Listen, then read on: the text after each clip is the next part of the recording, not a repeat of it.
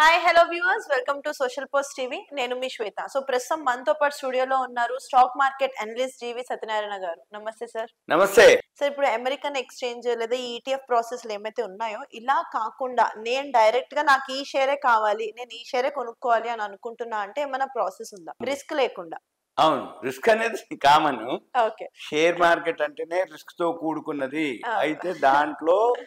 Minimum risk maximum risk అదే minimum రిస్కులు మళ్ళీ 4 ఉంటాయి నో రిస్క్ నో రిటర్న్స్ లో రిస్క్ లో returns medium risk medium returns high risk high returns crypto currency high risk high returns మనం ఇప్పుడు ఏదైతే ఉందో మనము ఎలా ఉండాలి అంటే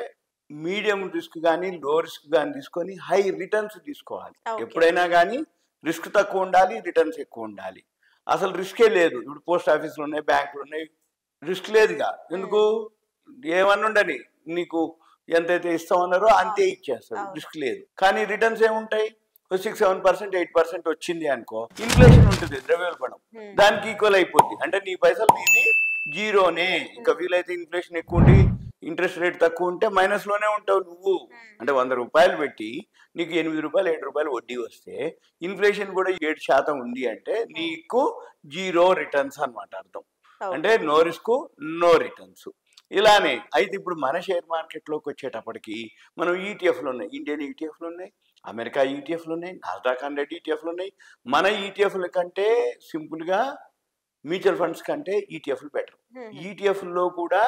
మామూలు ఈటీఎఫ్ల కంటే gold ETF silver ETF better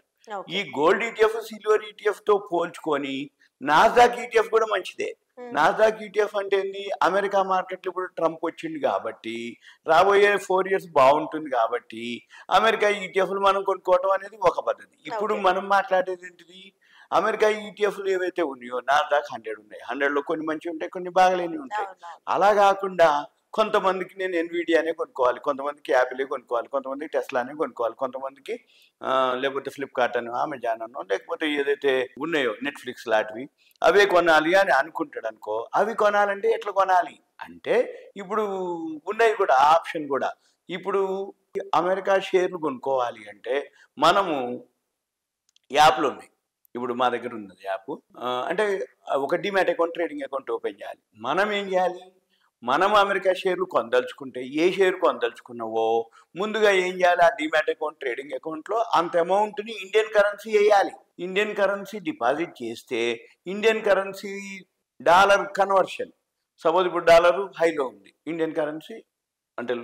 life time లోలో ఉంది ఆ ప్రైస్కి ఏదైతే ఉందో మనం ఏం చేయాలి demat account trading account open చేసి అమెరికా షేర్లు కొనదలుచుకుంటే దాన్ని మళ్ళీ వేరే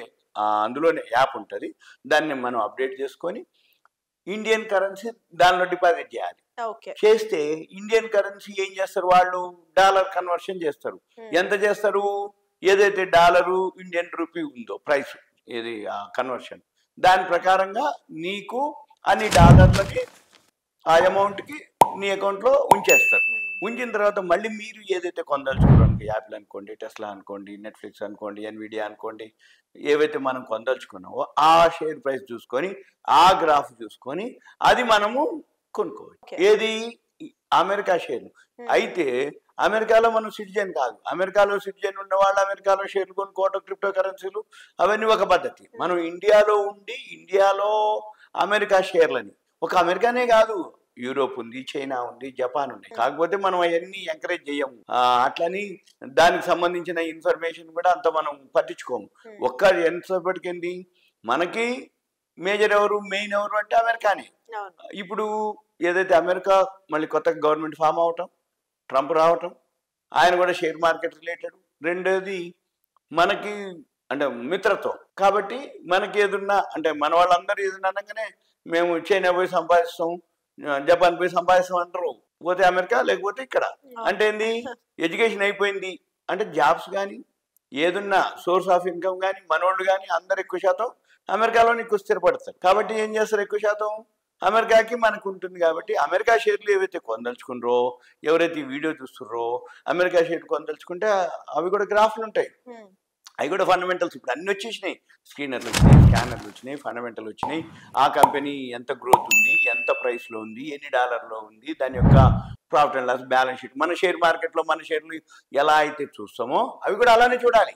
ఎందుకోసం మరి నువ్వు ఇప్పుడు ఎన్విడియా అంటారు, అది కొన్నాళ్ళ కిందటికి ఇప్పటికి ఒకప్పుడు యాపిల్ బ్రాండ్ ఉండేది, ఇప్పుడు అవన్నీ వెనక్కి పోయినాయి. అంటే ఎన్విడియాకి వచ్చింది ఏఐ తోటి, ఆర్టిఫిషియల్ ఇంటెలిజెన్స్. రేపు రాబోయే రోజుల్లో ఇంకా ఏఐ తోటి చాలా వచ్చినాయి అనుకో, అప్పుడు ఎన్విడియా కొంచెం వెనక్కిపోతాడు కదా.